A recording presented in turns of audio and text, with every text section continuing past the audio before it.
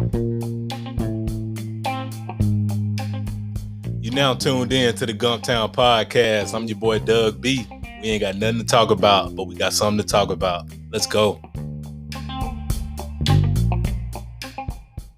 Good people, good people, good people. Welcome back to the Gumptown Podcast, episode 129. I'm your boy Doug B. If you tuned in to this podcast, thank you for your time and your attention. I really appreciate you giving this podcast a shot. Today's guest is the founder and owner of Anderson Admissions Academy. I'm looking forward to this conversation, and I'm sure we'll all be inspired by her story. Let's chop it up with Akiesha Anderson. Akiesha, how's it going? Good. How are you doing? Glad to hear that. All is well on my end, too. First things first, thank you for taking time out of your schedule to chop it up with me. I really appreciate it. No problem. Thank you for inviting me here today. I'm excited to chat with you. Yes, ma'am. Of course, here to talk about Anderson Admissions Academy and all the great things you have going on in business. But before we talk business, let's get to know the woman behind the brand. So you were born and raised in Montgomery. What was your upbringing like? Yeah, so I grew up in Montgomery. I had I have an older brother and a younger sister. I like to consider myself as being raised mainly by a single father in Montgomery. Grew up on Cottage Hill. And I don't know, Montgomery was just a quiet, quaint place to me at least. And I appreciate that. My father and my mother are very opinionated people. I know that growing up, my father used to talk to us about the civil rights movement and, just different advocacy and social justice stuff happening. And so that kind of, incite or ignited a passion within me to like care about issues like that. But growing up in the birthplace of the civil rights movement, as well as the birthplace of the Confederacy, was complicated and interesting. And so I actually really loved Montgomery growing up, to be honest with you. Okay, that's amazing. So you had parents in your life, very opinionated, giving you a lot of great information and had your siblings. So overall, it just sounds like you had a great village around you growing up. Mm-hmm. Absolutely. Yes, ma'am. That's amazing. So you were saying you went on to attend high school in San Antonio, Texas. Did you experience any cultural shock moving from the Gump to San Antonio? Yeah, so I went from Houston Hill Middle School to Taft High School in San Antonio, Texas. And it's weird because San Antonio, or at least the high school I went to, was a predominantly Hispanic high school. And so I believe our mayor at the time was Latino and just things like that. So I was exposed a lot to Latinx culture while in high school. And I would say that when I came back to Montgomery for college, people used to ask me if I went to a white or a black high school, and I used to always say neither. But I mean, I was in a diverse space, and it was pretty cool. San Antonio is a bigger city, a little bit more to do. I liked it, but I don't know, something about Montgomery and the small town feel that I just can't get away from. Yes, ma'am, no doubt. So you finish up high school in San Antonio and you come back to the Gump to attend the Alabama State University. What was the HBCU experience like for you? Oh, I loved it. The HBCU experience for me was phenomenal. For me, I in high school is when Drumline came out, and so after watching Drumline, you could not convince me that I was not going to HBCU. And I would say that everything that I expected from an HBCU and more Alabama State gave me, and I really appreciate it. I loved the fact that there were classes and intentionality around learning like our culture, our history, and just things that I feel like I hadn't learned to that extent and that degree. And I ended up going to law school at University of Alabama, great law school, but the undergraduate campus, just anytime I interacted with undergraduate campus, I would just felt so grateful that I went to ASU for undergrad because I do not know if I could have survived a PWI for undergrad, to be honest with you. Wow, that's amazing. It's so interesting that you say that about the HBCU experience because you're spot on. Like getting a chance to learn about our history, getting a chance to be around our people and people from Montgomery like you and I, and meet people from the East Coast, the West Coast, the Midwest. It's nothing like that college experience. Like everybody who looks like you and I really believe should go to an HBCU at least 1 year. I guarantee you they'll stay all four if they go one though. Mm-hmm. Yes, ma'am. So you go on to graduate from the Alabama State University and you end up at law school at UA. And Present day, you are the founder and owner of Anderson Admissions Academy. What you got going on products and services wise? Yes, so I went to law school knowing I never wanted to be in a courtroom. I wanted to be doing policy work. So that passion that my father incited in me with regard to social justice issues, I just realized that by the time people get to a courtroom, a lot of times, the decision is pre-made what's going to happen to them. And so I wanted to be involved in writing laws and policies. So during the day, I'm a lobbyist. I run a policy team that works in Montgomery, Alabama. But outside of my day job, I run Anderson Admissions Academy, which is a phenomenal experience for me. It gives me the opportunity to help underrepresented students, namely students of color, low-income students, and first-generation college students, navigate the law school admissions process. So the legal profession is very white male dominated. Only 5% of the legal profession is Black. Only 2% of us are Black women.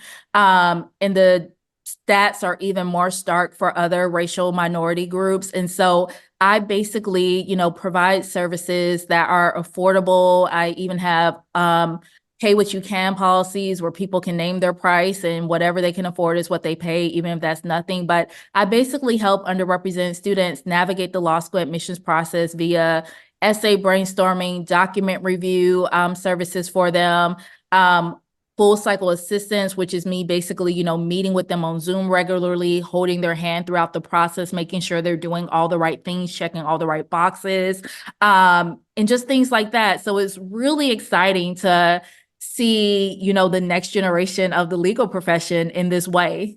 Hmm. Wow, that's amazing. I think that it's powerful that you are giving back by the products and services that you are offering through the academy because, yeah, people who look like you and I definitely need assistance in most areas, and we need just a helping hand, which you're providing for people who are going through the law school application process. And I'm pretty sure that's pretty rigorous. I never went through it. So can you tell us a little bit about just that process in itself, just how rigorous it is getting into law school? Yeah, so let me backtrack a little. So the way I even got into this business is after law school, I moved to California, Los Angeles for my first real lawyer job. And I was a federal policy attorney. Throughout law school, I had done similar work, but at this point in time, Trump was president, and I couldn't do it anymore. I couldn't do federal policy work. It felt like the equivalent of going to court every day and losing just because my stances and my views were so, different from the administration. So I needed a change. I needed to pivot. And there was a job opening. I was working at a think tank based at UCLA School of Law. And I needed to pivot. And there was a job opening in admissions at UCLA School of Law. And I got a call from someone from University of Alabama encouraging me to apply, told me I'd be great at it. And I did. I applied, I got the job. And working in admissions at UCLA, we got about 7,000 applications a year and only had seats for about 330 students. So the vast majority of people applying to our law school were not going to get into our law school. And in my role, I reviewed applications. I did recruitment trips where I went to fairs and I talked to prospective students.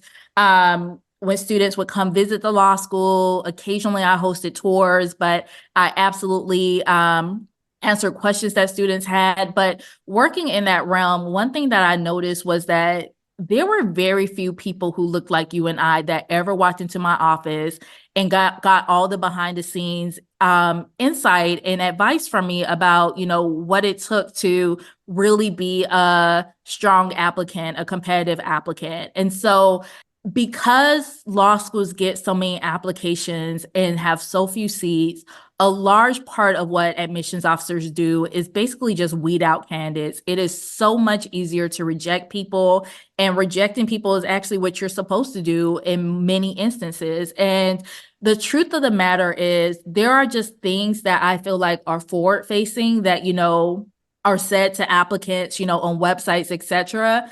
And then there are things that are said behind the scenes, behind closed doors where, this is what we really want. This is what we really expect, etc. And to me, it's unfortunate that a lot of people are penalized by not knowing what is being said behind those closed doors that they are supposed to know by osmosis, or some other form of, telepathic, whatever, um, ability of just what it is that they're supposed to do to be a strong candidate. And that frustrated me. When I worked in admissions, we in California were already banned from taking race into consideration when reviewing applications. So affirmative action had been banned in California since the 90s. So everything that is happening now since the Supreme Court's decision last summer is something that I'm already prepared to deal with just because of the environment that I worked in. But I noticed too that a lot of the problems that I saw when I worked in admissions was students would come to my office and share certain things with me after a decision had been made, after, they did not get the decision that they wanted. And I would sometimes just, put my face in my hand just in frustration. Like, I wish you had put that on paper, or I wish you had said that thing, or, this could have made the difference for you. And so there's just so much knowledge that, people don't know. There's so much that I realized I didn't know when I was applying to law school, that really, I think, is one of the barriers to, diversifying the legal profession. And so personally, as a Black woman attorney, I find the legal profession to be somewhat isolating, somewhat lonely. Of course, I have my tribe of, friends and other fellow Black women doing similar work, but I just wish there were so many more of us. And so my work kind of, spills out of that place, of really hoping that, someday, our children, can be lawyers if they want, and be, in a field that kind of is more reflective of the national demographics rather than, us being such a small percentage of the profession. Wow, that's powerful. So you being in that role at UCLA and just seeing everything that was going on, and I had no idea that getting into law school that was gatekeeping and getting into law school. Wow. It shouldn't be shocking, but it is shocking. Like I said, I never even thought of going to law school, but I think it's amazing that you were able to identify that and that students felt comfortable speaking to you, applicants felt comfortable speaking to you about their experience and what occurred and things of that nature. And then even you just taking that and turning it into what you're doing now with the academy. I just think it's very powerful, very dope. Thank you. Thank you so much. I love it. Yes, ma'am. And that ties right into my next portion. So whenever I have entrepreneurs, creators on the platform like yourself, I like to talk about three things: the aha moment, action, and audacity. It sounds like you had your aha moment to create the academy just during your time working at UCLA. Yeah, absolutely. That's where I learned so much about the ins and outs and where people fall short, and just, yeah, just all the things I didn't know when I was applying that I know so many people don't know when they're applying. Absolutely. That was definitely my aha. Okay. And from the time you had that aha moment, how long did it take you to take action towards coming up with a name and actually getting the academy started? Yeah, so I mentioned that I moved to admissions because I was frustrated with, policy work on the federal level because of the administration at the time. But I Mhm. worked in admissions for a few years, and I got to a point where I felt like I was at a crossroads. I either was going to stay in admissions and become like so many of my friends now who started with me in admissions and be a dean of admissions one day, or I was going to jump back into the policy world. But I had a short window of time to decide which path I was going to stay on. So I jumped back into the policy world, came to do state level policy back home in Alabama. But I instantly missed admissions. Like, I missed the work I was doing. So I did stay, even after leaving my job. I did stay on as a contract employee for a minute, helping them with their cycle, reviewing applications. But honestly, I came back to Alabama February 2020, and I started Anderson Admissions November 2020. So I finished out the cycle with UCLA School of Law. Probably I worked for them probably until May or June. And a few months later is when I opened Anderson Admissions Academy.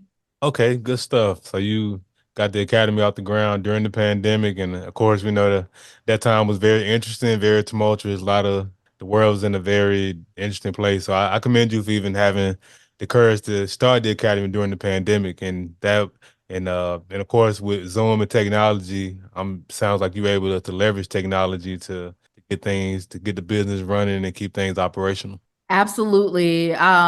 Technology is a game changer for me, to be honest with you. Yes, ma'am, absolutely.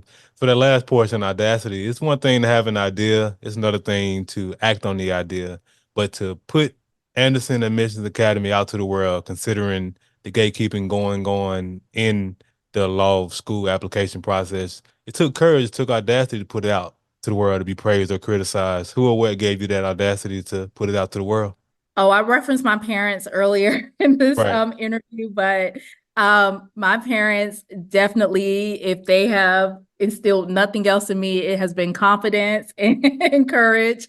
And so I don't think I'm a very shy person. I think that I probably am more so what some would refer to as impulsive at times. And so for me, it's more so a matter of when I get like the instinct to do something, acting on it quickly, rather than, pondering it and letting like that doubt come out. So what I did when I started Anderson Admissions Academy was I forced myself to like go forward with it. So I basically opened Anderson Admissions Academy with an Instagram post. I maybe got like 20 followers in a month. I don't know, but one of my first Instagram posts was I'm going to do a webinar on November 19th, 2020. And because I told people I was going to do something, I had to do it. And so at that point, there was no turning back. And so we opened, started off with that one Instagram post and 20 followers, and we're up to like almost 12,000 followers now. And it started and kept going. Wow, amazing, powerful stuff. And yes, you did mention your parents, and shout out to them for just instilling that confidence in you and giving you the audacity to get this started. And yeah, I mean that's great that you put it out there to the world because, like you said, once you posted about it, you had to pretty much had to hold yourself accountable because you put it out there, and people don't forget anything on the internet. You know that. Yep. That's amazing, And powerful. Yes. I will add though, something that I think helped me. I heard this years ago, and I really don't know who said this, but it kind of is similar to the saying about, don't let perfect be the enemy of the good. But I heard years ago somebody say something about you don't have to have the website, you don't have to have the, logo, you don't have to have all the stuff to get together to get started when it comes to starting a business. And that really helped me get started, to be honest with you. So for me, honestly, it was an Instagram post. The website and all that came later. But once I knew or decided that I was going to do it, I did it. And so the structures were built along the way. They're still being built, some of them. But it definitely held my feet to the fire, not, trying to make sure that I had everything perfect and right and, pretty before I got started. I started with what I had. Yes, ma'am, absolutely. And that's powerful what you just said. And it's so true. It's very important to start with what you have because it's very easy to get caught up in all the logistics. You got to have the, like you said, the website, the logo. And while you're waiting to get all that started, it's one of those things, okay, you say, let me get the logo. And then once you get the logo, you're gonna find something else. Oh, let me get the website up. I mean, it turns into like a domino effect. So everything you said is spot on. It's just one of those things. Just start figure it out as you go. I mean, it's never a perfect time to get started. I mean, yesterday was the perfect time to get started. Amen. Man, so the academy has done great things, and I know great things are coming down the pipeline, which leads to my next portion, vision. What are some of your short-term and long-term goals for the academy that you feel comfortable sharing? Yeah, so I had a phenomenal opportunity this year to partner with a cohort of women that are all trying to get into law school. They have gotten a scholarship to help fund them in applying to law school, and I got to work with them in a group coaching setting, and it was such a blast. And so I really see myself, moving more towards group coaching. Of course, I'll keep doing one-on-one coaching, but I really like the energy and the spark that I feel when I get to have other women all striving for the same thing, working together, interacting on a weekly basis, sharing their ups and downs with each other. Of course, I just worked with women this year because that is who, the group was, but I definitely foresee myself doing more group coaching with both men and women. And there was a second part to your question, Doug. I'm sorry. Oh, no worries. Yes, I was just asking just in terms of short-term and long-term goals that you feel comfortable sharing. Yeah, that's short term. Long term, I actually don't know where I will go. I'm in this weird position where most people would probably decide to quit their day job and just run their business full time if they were in my shoes, just given my level of success in business. But I really love what I do in terms of lobbying and policy work.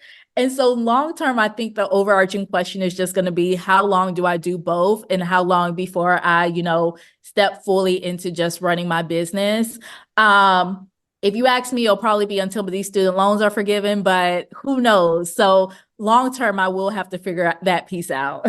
Okay, sounds good. Long term, you'll figure it out, and short term, just in terms of the group coaching, I have no doubt you'll get it up and running very soon. Thank you. Ma'am, as we wrap up the podcast, I want to ask $1 million question. I started this podcast to highlight the greatness connected to the city of Montgomery. Whether you were born here or lived here for a significant period of your life, be it college, military, or work, you being a hometown hero, Keisha, what makes you the most proud to be from the Gump? Oh my goodness.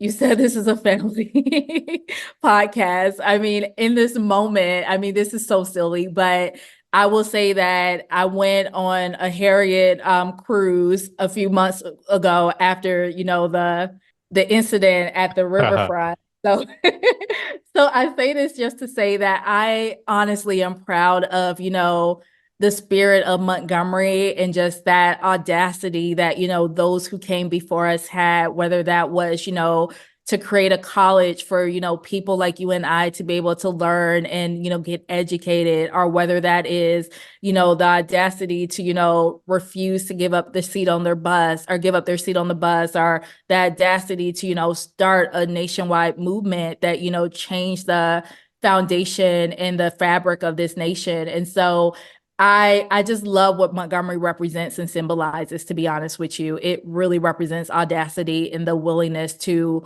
want more, strive for more, and say that you're not taking anything less than more. Ma'am, powerful, powerful. So, Akeisha, how can the people connect with you? What are your social media handles and website? Yes, so people can find me on Instagram and TikTok at Ask Akiesha, Akiesha. And my website is Anderson Admissions with an S at the end. So ANDERSON .com. So Ask Akiesha and AndersonAdmissions.com. Too easy. And of course, I'll put all of that information in the description of the episode. Hey, Akeisha, thanks again for the conversation. I really appreciate you. No problem. Thank you so much again for having me. This was great. Yes, ma'am. Good people, that concludes another dope episode of the Guntown Podcast. In the meantime, in between time, y'all know what to do. Be blessed, be safe, but most importantly, have the audacity to be you. Go.